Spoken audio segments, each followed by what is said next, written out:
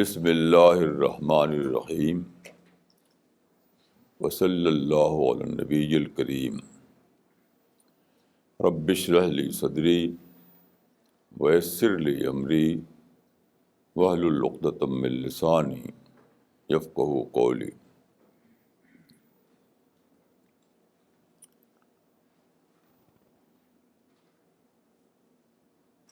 امریکہ کا ایک author doctor Michael Hart ہے، اس نے ایک کتاب چھاپی ہے جو بہت مشہور ہوئی، دا 100۔ اس کتاب کا نام ہے دا 100۔ مائیکل ہارٹ اس کا آتھر ہے۔ تو اس کتاب میں اس نے پوری ہیومن ہسٹری کے 100 آدمیوں کو لیا ہے، جس کے بارے میں اس کا کہنا ہے کہ یہ سب سے زیادہ سکسیسفل آدمی تھے۔ تو سب سے سکسیسفل آدمیوں کی 100 سب سے زیادہ سکسیسفل آدمیوں کی جو لسٹ بنائی ہے انہوں نے، اس میں ٹاپ پر رکھا انہوں نے محمد صلی اللہ علیہ وسلم کو، نمبر 1 پر۔ تو وہ لکھتے ہیں کہ Muhammad was the supremely successful man in history. تو اس کتاب میں انہوں نے یہ تو بتایا کہ انہوں نے جو کرائیٹیرین بنایا ہے اس کے مطابق سب سے زیادہ بڑی سکسیس پانے والے محمد صلی اللہ علیہ وسلم تھے، لیکن اس کتاب میں انہوں نے یہ نہیں بتایا ہے کہ آپ کی سپریم سکسیس کا راز کیا تھا، آپ کی اس بڑی کامیابی کا راز کیا تھا۔ وہ تو جو کتاب دا 100 ہے اس میں 100 آدمیوں پر آرٹیکل ہیں، تو ایک آدمی بہت بڑا آرٹیکل نہیں ہوتا اس میں۔ تو بہرحال اس میں جو آرٹیکل رسول اللہ پر ہے اس میں انہوں نے یہ تو اعلان کیا، لیکن راز کیا تھا آپ کی سپریم سکسیس کا، یہ اس کتاب میں آپ نہیں پائیں گے۔ میں سمجھتا ہوں کہ یہ کوئی میریکل نہیں تھا۔ دیکھیے، اگر یہ میریکل ہوتا تو خدا کی اسکیم کے خلاف ہوتا، کیونکہ خدا نے رسول اللہ کو بھیجا ہے نمونے کے طور پر۔ لقد کان لکم فی رسول اللہ اسوۃ حسنہ، یعنی رسول اللہ کی زندگی میں تمہارے لیے بیسٹ ایگزامپل ہے۔ تو اگر مریکلسلی یہ ہوا ہوتا تو وہ تو اکیلے انہی کی بات تھی، سب کے لیے نمونہ تو نہیں ہوتا۔ وہ مریکل کسی ایک انسان کی صفت ہوتی ہے، سارے لوگوں کے لیے نمونہ نہیں ہوتا وہ۔ اس لیے میں یہ مانتا ہوں کہ یہ جو کچھ ہوا یہ بطور مریکل نہیں ہوا، بلکہ وہ ایسے اسباب کے ذریعے ہوا کہ اس کو ہم اسٹڈی کر کے سمجھ سکیں۔ تو جہاں تک میں سمجھتا ہوں کہ ایک کم از کم بڑا سبب اس کامیابی کا یہ تھا کہ آپ ہمیشہ معاملات میں ریئلسٹک اپروچ پر قائم رہتے تھے۔ آپ نے کبھی بھی ایموشنل اپروچ اختیار نہیں کیا۔ آپ کو ہر قسم کی رکاوٹیں پیش آئیں، آپ کو برا بھلا کہا گیا، آپ کو قتل کرنے کی کوشش کی گئی، یعنی ہر قسم کے آپ کو وطن سے نکالا گیا۔ تو ہر قسم کی آپ کے خلاف ایسی باتیں ہوئیں جو پرووکیٹو تھیں، لیکن آپ بھڑکے نہیں، آپ مشتعل نہیں ہوئے۔ ہمیشہ آپ نے سچویشن کا ویل کنسیڈرڈ رسپانس دیا۔ تو ایک لفظ میں کہوں گا کہ یہ آپ کا جو ریئلزم تھا، آپ کا جو ریئلسٹک اپروچ تھا وہ بہت بڑی وجہ تھی آپ کی کامیابی کی. تو یہاں میں چند مثالیں دیتا ہوں آپ کو. بہت سی مثالیں ہیں، پوری زندگی آپ کی ایسی مثالوں سے بھری ہوئی ہے. تو یہ جو مثالیں آپ کو دے رہا ہوں میں، یہ آپ کے پرسنل لائف کے لیے بھی ہیں، فیملی لائف کے لیے بھی ہیں، سوسائٹی کے لیے بھی ہیں، نیشنل اور انٹرنیشنل، ہر جگہ آپ اس کو اپلائی کر سکتے ہیں اس پرنسپل کو. کیونکہ یہ دنیا جو ہے آپ جانتے ہیں کہ ٹیسٹ کے لیے بنی ہے.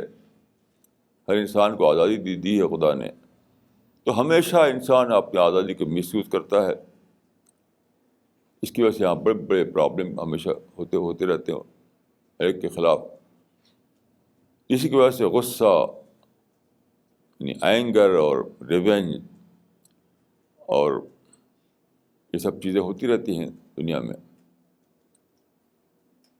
تو یہ ساری سچویشن کے باوجود رسول اللہ صلی اللہ علیہ وسلم ہمیشہ کول بنے رہے. کول کا مطلب یہ ہے کہ آپ نے ایموشنل رسپانس کبھی بھی نہیں دیا، غصے میں کبھی بھی نہیں بڑھتے آپ، بلکہ ہمیشہ سوچ سمجھ کر اسٹیپ لیا جو اسٹیپ آپ کو لینا تھا. مثال کے طور پر جب آپ نے مائگریشن کیا اور مکہ سے مدینے آ گئے تو یہاں پر اسلام بہت تیزی سے بڑھنے لگا.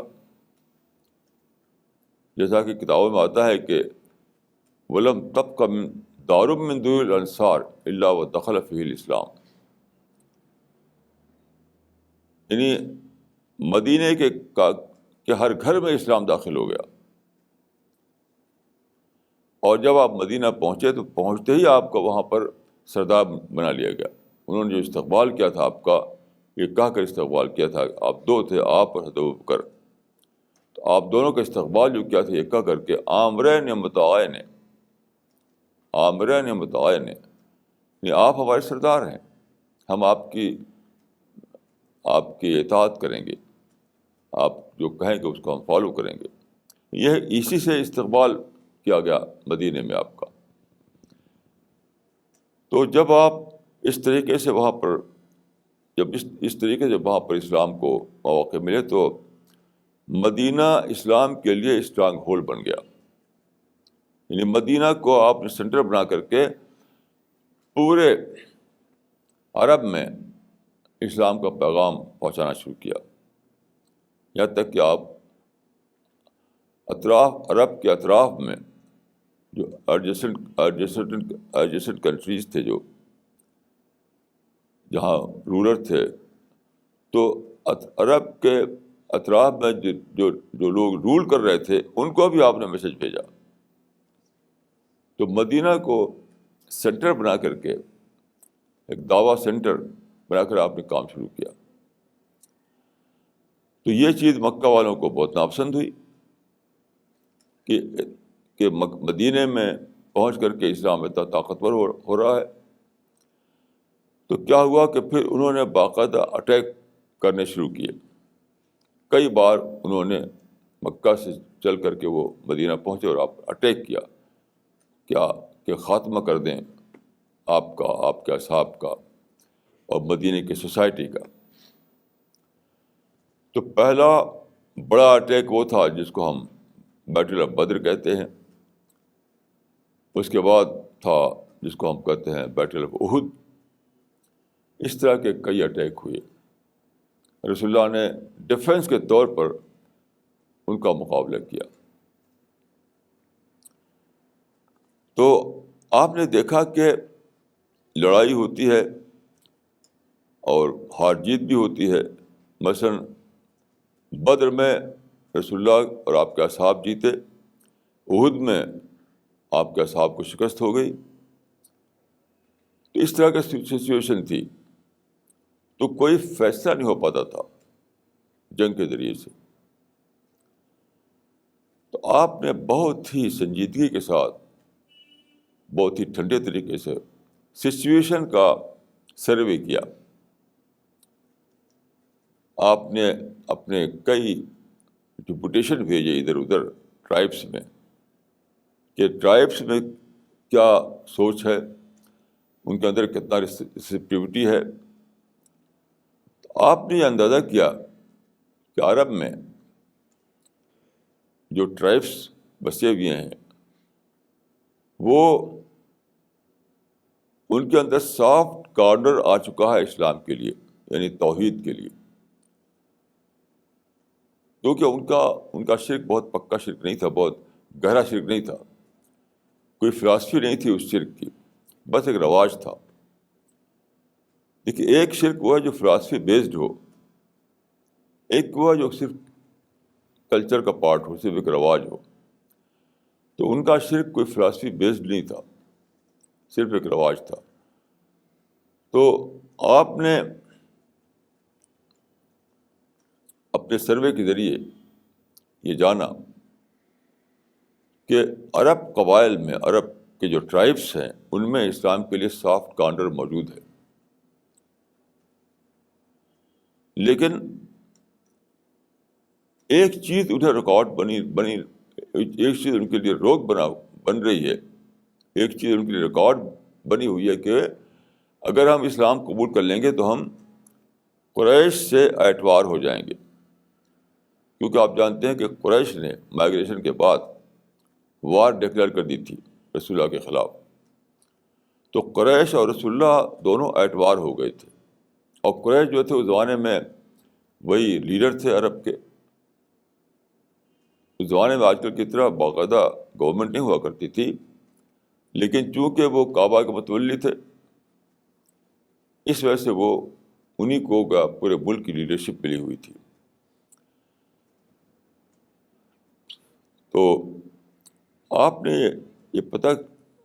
یہ جانا کہ ٹرائبس جو ہیں ان کے اندر اسلام کے لیے سافٹ کارنر آ چکا ہے, لیکن چونکہ انہیں یہ اندیشہ ہے کہ اگر ہم نے اسلام قبول کیا تو ہم قریش سے اعتبار ہو جائیں گے, جس طرح محمد اور آپ کے اصحاب قریش سے اعتبار ہیں.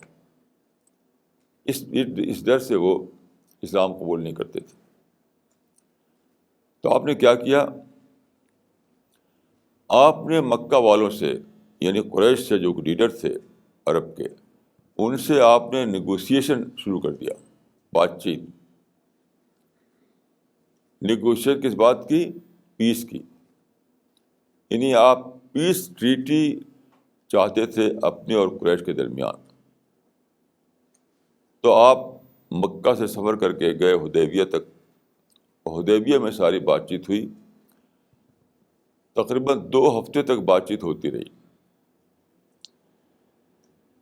یہ نیگوسیشن جو چل رہا تھا آپ کے اور قریش کے درمیان, وہ کوئی 2 ہفتے تک چلتا رہا, بلکہ شاید 2 ہفتے سے زیادہ چلتا رہا. تو کیا ہوا, قریش چونکہ اس وقت اپنے کو اونچا سمجھتے تھے, تو اپنے پرائڈ میں جیتے تھے وہ, انہوں نے ایسی کنڈیشن لگائی جو یونیلیٹرل تھی, ساری یونیلیٹرل کنڈیشن. مثال کے طور پر انہوں نے یہ کنڈیشن لگائی کہ قریش کا کوئی آدمی اگر مسلمان ہو, اسلام قبول کر لے, قریش یعنی مکہ کا,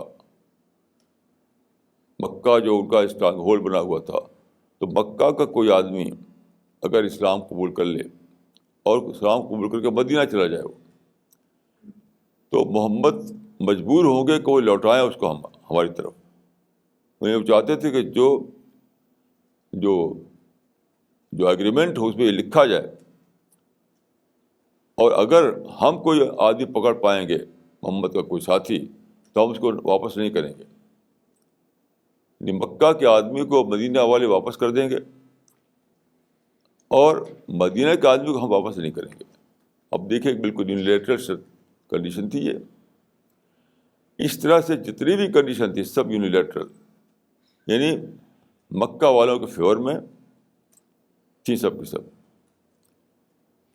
تو رسول اللہ صلی اللہ علیہ وسلم نے ان کی ساری کنڈیشن کو مان لیا, صرف ایک وجہ سے. وہ کیا؟ ساری کنڈیشن کے ساتھ اس میں یہ لکھا ہوا گیا تھا کہ مکہ اور مدینہ کے بیچ میں، یعنی قریش اور محمد کے بیچ میں 10 سال تک کوئی لڑائی نہیں ہوگی. تو یہ کیا تھا؟ یہ تھا 10 سال کا نو وار پیکٹ، جس کو کہتے ہیں حدیبیہ ایگریمنٹ، معاہدہ حدیبیہ. اسلام کی ہسٹری میں اس کو صلح الحدیبیہ یا معاہدہ حدیبیہ کہا جاتا ہے. یہ تھا کیا؟ 10 سال کا نو وار پیکٹ تھا، یعنی محمد اور قریش کے بیچ میں 10 سال تک کوئی لڑائی نہیں ہوگی. اگرچہ ساری کنڈیشن آپ کو ماننا پڑی ان کی، آپ نے مان لیا. چنانچہ جب یہ سائن کرنے کی بات آئی تو مشہور واقعہ ہے کہ جو اگریمنٹ لکھایا گیا تھا پیپر پر، تو لکھنے کے بعد اس پہ رسول اللہ کو اپنا وہ کرنا تھا، یعنی آپ انگوٹھی کا نشان ہوا کرتا تھا، وہاں اس پر انگوٹھی کا نشان آپ ڈالتے تھے. تو اس میں لکھا گیا تھا کہ یہ ایک ایگریمنٹ ہے جو قریش اور محمد رسول اللہ کے درمیان ہوا. تو انہوں نے کہا کہ ہم نہیں مانتے، ہم آپ کو رسول اللہ اگر مانتے تو ہم آپ سے جھگڑا ہی کیوں کرتے. آپ کو لکھنا پڑے گا کہ قریش اور محمد بن عبداللہ کے درمیان، رسول اللہ کا ورڈ مٹانا پڑے گا آپ کو. لکھا جا چکا تھا. یہ حضرت علی جو تھے انہوں نے لکھا تھا، حضرت علی کتابت جانتے تھے. تو اس میں لکھا گیا تھا کہ یہ ایک ایگریمنٹ ہے جو قریش اور محمد رسول اللہ کے درمیان ہوا. تو ان کی طرف سے، مکہ والوں کی طرف سے سہیل بن عمرو تھے، بات چیت کر رہے تھے. وہ کسی طرح ماننے پر تیار نہیں ہوگا، آپ کو مٹانا پڑے گا رسول اللہ، ورنہ یہ ایگریمنٹ نہیں ہوگا. تو رسول اللہ نے علی سے کہا، حضرت علی سے، کہ مٹا دو، رسول اللہ مٹا دو، لکھ دو اس میں محمد بن عبداللہ. تو ان کا میں تو نہیں مٹاؤں گا. آپ لوگ غور کیجئے کہ آپ کی جو اصل حیثیت تھی وہ یہی تو تھی، آپ رسول اللہ تھے. اگر آپ اس کو ہٹا دیں، رسول اللہ کے لفظ کو ہٹا دیں، تو آپ کچھ بھی نہیں ہے پھر. یہ تو ایسے کہ کوئی ایگریمنٹ ہو انڈیا اور کسی اور کنٹری کے بیچ میں، اس میں یعنی ڈاکٹر منموہن سنگھ کا نام ہو، اس میں وہ پرائم منسٹر مٹا دیا جائے. تو کیا ہے، پرائم منسٹر اگر نہ لکھا جائے تو ڈاکٹر منموہن سنگھ ایک عام ناگرک بن جاتے ہیں. تو سارے صحابہ جو تھے وہ تیار نہیں تھے کہ رسول اللہ کا لفظ مٹایا جائے.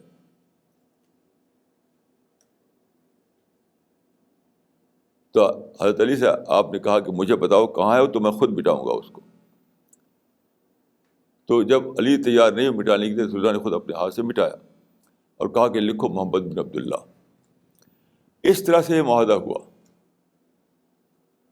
حضرت عمر نے کہا کہ یہ تو بہت ہی ذلیل معاہدہ ہے، ہم ایک طرفہ طور پر گر کر کے کیوں معاہدہ کر رہے ہیں؟ ہم حق پر ہیں، وہ ناحق پر، ہم توحید پر ہیں، وہ شرک پر، اور بات ان کی مانی جا رہی ہے، ہماری بات نہیں مانی جا رہی ہے.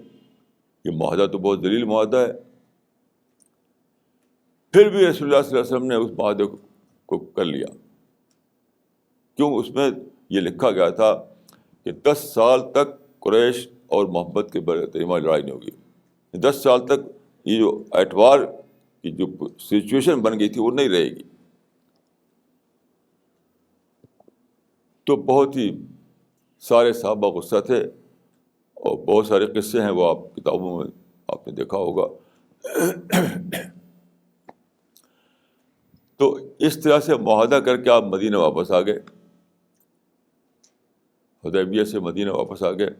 اب دیکھیے اس کا میریکل کیا ہوتا ہے، دب کر صلح کرنے کا، بلکہ ذلت آمیز صلح کرنے کا کیا نتیجہ نکلتا ہے کہ سارے عرب میں پھیل گیا کہ محمد اور قریش کے درمیان 10 سال کا نو وار پیکٹ ہو گیا ہے. اس میں یہ بھی لکھا ہوا تھا کہ قریش نہ تو محمد کے خلاف کوئی چڑھائی کریں گے، نہ محمد کے کسی حلیف کے ساتھ چڑھائی کریں گے۔ تو اب یہ بات سارے عرب میں مشہور ہو گئی کہ قریش، اگر ہم محمد کا دین اختیار کرتے ہیں، یعنی اسلام قبول کرتے ہیں، تو ہم قریش سے اعتبار نہیں ہوں گے، کیونکہ 10 سال کے لیے ان کے ہاتھ بندھ گئے ہیں۔ 10 سال تک قریش جو ہے کسی کے خلاف کوئی فوجی کارروائی نہیں کر سکتے، کوئی تشدد نہیں کر سکتے۔ تو پورے عرب میں یہ بات مشہور ہو گئی کہ کم سے کم 10 سال تک تو پیس ہی پیس ہے۔ 10 سال تک قریش سے کسی لڑائی کا خطرہ نہیں ہے۔ 10 سال کے لیے قریش نے اپنے کو پابند کر لیا ہے کہ وہ نہ محمد سے لڑیں گے، نہ ان کے ساتھیوں سے لڑیں گے۔ تو اس کے بعد قرآن میں لکھا آتا ہے کہ اذا جاء نصر اللہ والفتح ورأیت الناس يدخلون فی دین اللہ افواجا، یعنی فوج در فوج لوگ اسلام میں داخل ہونے لگے، فوج در فوج۔ اور پھر کیا ہوا؟ اب میریکل دیکھیے، یعنی اس کا میریکل، کس بات کا میریکل؟ کہ ایموشنز کو ہٹا کر کے فیصلہ لینا، یعنی ایموشن کو ہٹا کر کے، اور پرائڈ اور آرگینس، اور جس کو کہتے ہیں آج کل ایک غلط لفظ ہے، یعنی وہ ریسپیکٹ، سیلف ریسپیکٹ، اتنی بڑا یہ سیلف ریسپیکٹ معاملہ تھا، رسول اللہ نے کچھ بھی اس کا خیال نہیں کیا۔ یعنی سیلف ریسپیکٹ جا رہی تھی، پرائڈ جا رہا تھا، آرگوینس جا رہا تھا، سب کچھ وہاں پر سیکریفائس ہو رہا تھا۔ سیلف ریسپیکٹ، پرائڈ، آروگینس اور ایگو، ہر چیز وہاں قربان ہو رہی تھی، ہر چیز وہاں ذبح ہو رہی تھی۔ سیلف ریسپیکٹ کے لیے لوگ لڑ جاتے ہیں، اور یہاں رسول اللہ نے سیلف ریسپیکٹ کو یعنی سیکریفائس کر دیا اس کو۔ اب میریکل کیا ہوتا ہے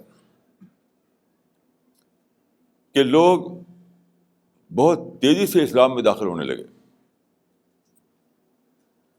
کیونکہ میں نے جیسا کہ عرض کیا کہ وہ جو دعوی ورک چل رہا تھا خاموشی سے، اس دعوی ورک کے نتیجے میں لوگوں کے اندر یعنی اسلام کے لیے یا یوں کہیے کہ توحید کے لیے صاف کارنر آ چکا تھا، اندر سے ان کے دل مائل ہو چکے تھے۔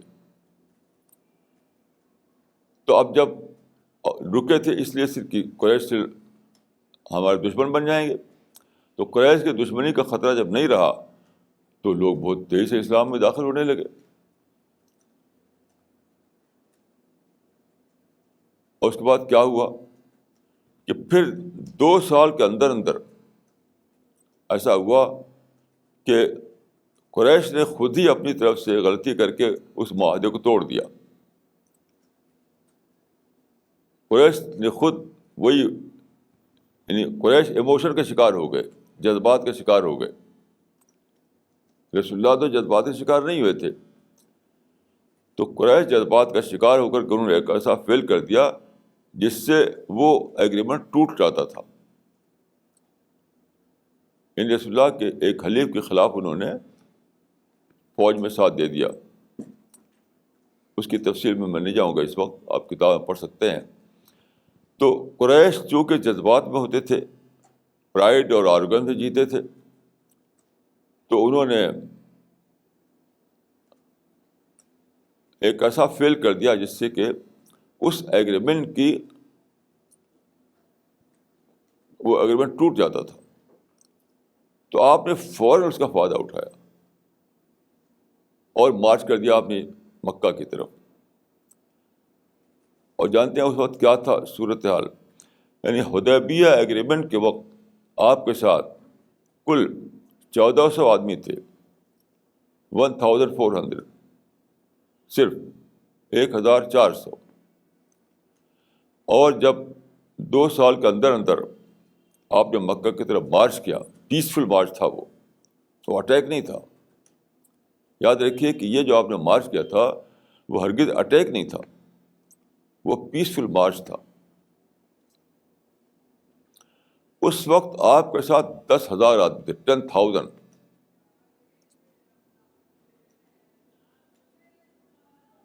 میں پیسفل مارچ اس لیے کہہ رہا ہوں کہ ایک آدمی جس کو آپ نے سردار بنایا تھا اس 10,000 آدمی کے اوپر, اس نے جوش میں کہہ دیا کہ الیوم یوم الملحمہ. جوش میں کہہ دیا کہ الیوم یوم الملحمہ, آج گھمسان کا دن ہے, آج گھمسان کا دن ہے. آپ نے اس آدمی کو سرداری سے ہٹا دیا, دوسرے آدمی کو سردار بنایا. آپ نے فرمایا کہ الیوم یوم المرحمہ, آج تو رحمت کا دن ہے, بلیسنگ کا دن ہے, پیس کا دن ہے. جس آدمی نے اس کو کہہ دیا تھا کہ تو جنگ کا دن ہے, ٹکراؤ کا دن ہے, گھمسان کا دن ہے, اس کو ہٹا دیا آپ نے. کہا کہ نہیں, الیوم یوم المرحمہ, آج تو بلیسنگ کا دن ہے, خدا کی رحمت داخل ہوگی مکہ میں. ہم خدا کی رحمت لے کر مکہ میں جا رہے ہیں, ہم وہاں لڑنے نہیں جا رہے ہیں, خون بہانے نہیں جا رہے ہیں, رحمت خداوندی کو لے کر ہم وہاں جا رہے ہیں. یہ بلیسنگ کا مارچ ہے, یہ پیس کا مارچ ہے, اور یہی آپ نے کیا. بہت ہی خاموشی کے ساتھ, بہت ہی خاموشی کے ساتھ آپ گئے, یہاں تک کہ کچھ لوگوں نے نعرہ لگایا اللہ اکبر, تو آپ نے فرمایا کہ خدا بہرا نہیں ہے. کچھ لوگوں نے دیکھا کہ ہمارے ساتھ 10,000 آدمی ہیں تو جوش میں آ گئے, ان کا کہ اللہ اکبر. آپ نے بہت سخت نوٹس لیا اس کا. آپ نے فرمایا کہ خدا بہرا نہیں ہے جو تم نعرہ لگا رہے ہو, بس دل میں اللہ اکبر کہو, نعرے کی کیا ضرورت ہے. اس طرح سے آپ نے ایک پیسفل مارچ کیا مدینہ سے مکہ کی طرف.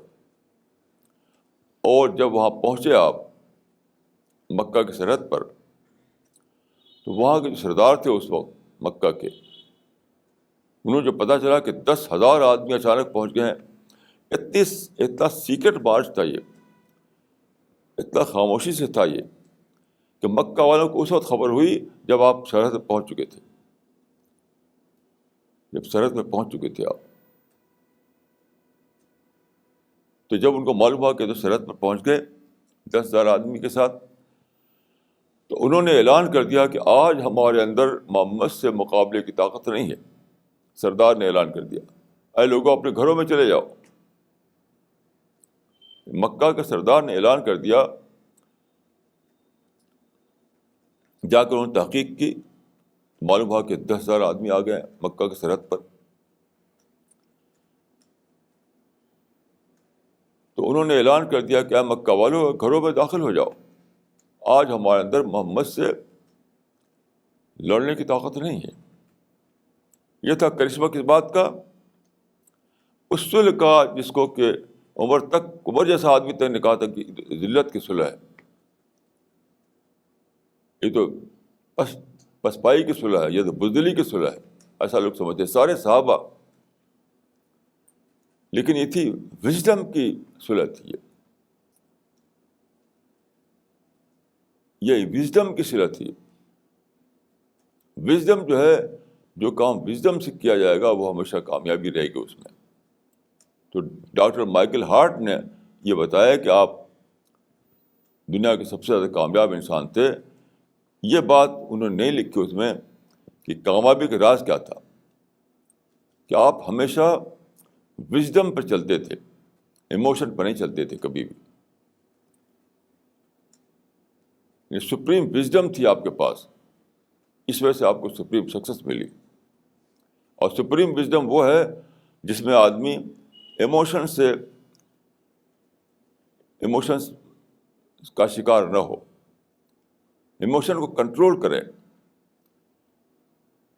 جو ایموشن اٹھتے ہیں آدمی کے اندر, غصے کا اور انتقام کا اور اس کی سیلف ریسپیکٹ کا اور آروگینس کا اور پرائڈ کا جذبہ بھڑکتا ہے آدمی کے اندر, اس کو آدمی کنٹرول کرے اور صرف وزڈم کو سامنے رکھ کر کے فیصلہ کرے ریئلسٹک انداز میں. یہ تھا راز آپ کی سپریم سکسیس کا.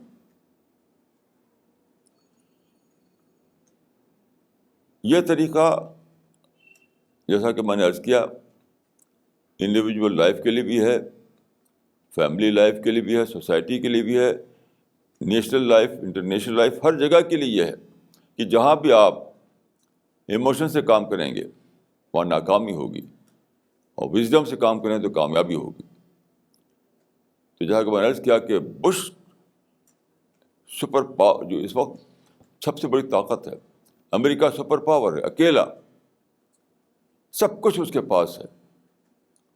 لیکن آج جارج بش یہ کہہ رہے ہیں کہ ہم سے غلطی ہوئی جب ہم نے عراق پر حملہ کیا. تو کیوں؟ وہ لوگ جذبات میں آ گئے, یہ لوگ جذبات میں آ گئے تھے.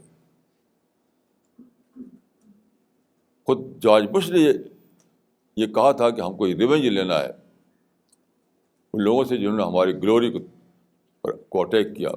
نیویارک ٹاور کو جو توڑا تھا انہوں نے, اس پر وہ لوگ سارے امریکہ والے غصہ ہو گئے, میجارٹی ان کے غصہ ہو گئی. تو غصے میں آ کر کے جو فیصلہ آپ کریں گے ریونج کے لیے تو اس میں تو ناکامی یقینی ہے. اور ٹھنڈے دل سے جب سوچیں کہ آپ وزڈم کو اپلائی کریں گے, وزڈم کو, تو آپ کی کامیابی اور آپ کی جیت یقینی بن جاتی ہے. اب میں ایک بہت بڑی اسلام کی ہسٹری کا ایک بہت بڑا پہلو آپ کے سامنے رکھنا چاہتا ہوں.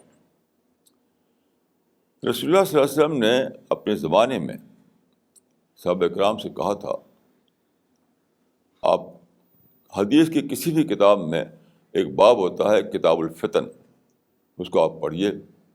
یہ حدیث کی ہر کتاب میں ملے گا آپ کو, کتاب الفتن.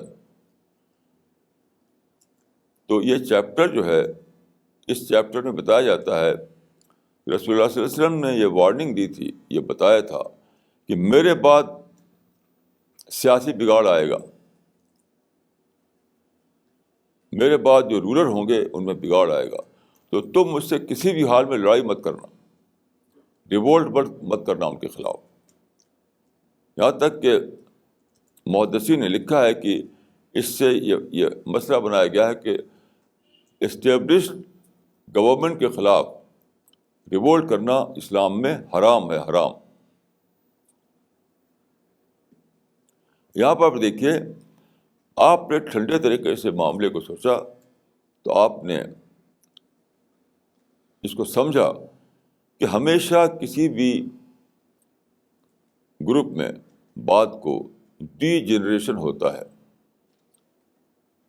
D generation is a law of nature, آپ بچ نہیں سکتے اس سے. تو آپ جانتے تھے کہ آپ کے بعد جو خلافت بنے گی, جو حکومت بنے گی, اس میں ڈی جنریشن ہوگا, رولر میں بگاڑ آئے گا, ہونا ہی ہونا ہے. یہ رولر کے درمیان بگاڑ آئے گا, یہ ہونا ہی ہونا ہے, اس سے بچ نہیں سکتا کوئی بھی گروپ, کوئی بھی گروپ. تو آپ جانتے تھے ایسا ہوگا. تو آپ جانتے تھے اس وقت کچھ لوگ جو ہیں جھنڈا اٹھا سکتے ہیں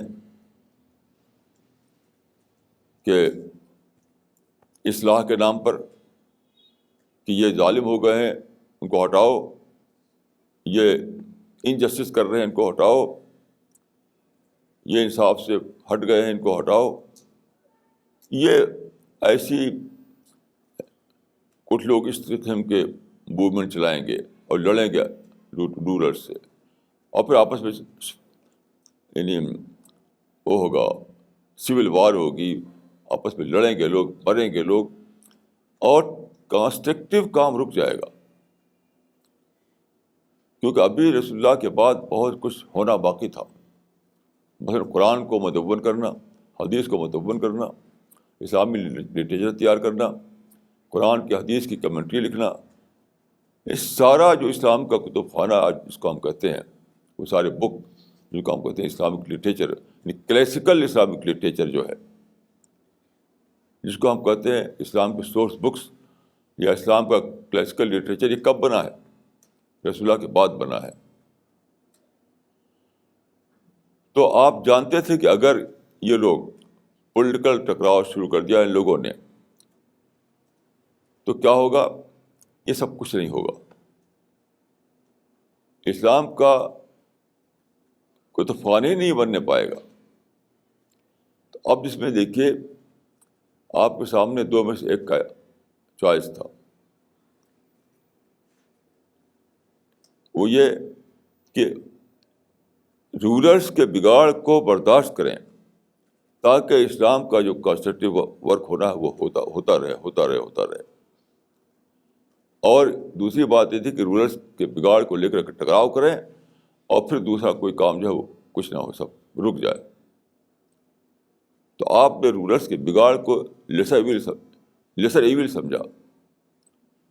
رولرز کے درمیان جو پولیٹیکل بگاڑ آئے گا اس کو آپ نے لیسر ایول سمجھا، اور جو اسلام کا جو کانسٹرکٹیو ورک رک جائے گا اس کو آپ نے گریٹر ایول سمجھا. تو آپ نے کہا کہ ادو الیہم حقہم وصل اللہ حقکم، ان کا حق انہیں دو اور تمہاری حق تلفی اگر ہو رہی ہے تو اس کو خدا سے مانگو.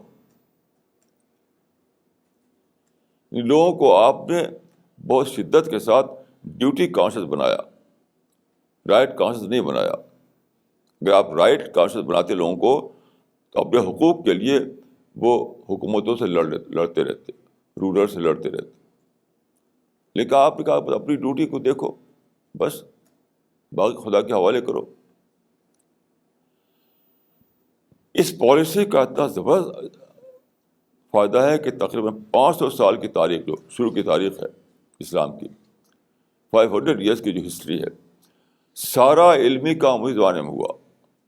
اسلام کا سارا جو لٹریچر بنا ہے اسی زمانے میں ہوا ہے. سب سے پہلے دیکھیے قرآن مدون ہوا، اس کی کاپی تیار کر کے صاحب یہاں پھیلائی گئی. حدیث مدون کی گئی اور حدیث کی شرح لکھی گئی، قرآن کی تفسیریں لکھی گئیں. پھر سارے علوم بنے، علم کلام، علم فقہ، علم عقائد، اسلام کی ہسٹری، یہ ساری چیزیں تیار کی گئیں، کیونکہ رسول اللہ کے زمانے میں تو سب ہوا نہیں تھا. یہاں تک کہ عربی زبان جو ہے، عربی زبان کو ان لوگوں نے اس کی ڈکشنری تیار کی، اس کے قواعد بنائے، اور بہت سے لوگ اسی میں لگ گئے کہ عربی زبان کو محفوظ کریں، عربی زبان کے قواعد بنائیں، عربی زبان کی ڈکشنری تیار کریں. مثال کے طور پر ایک اسمعی تھا. اسمعی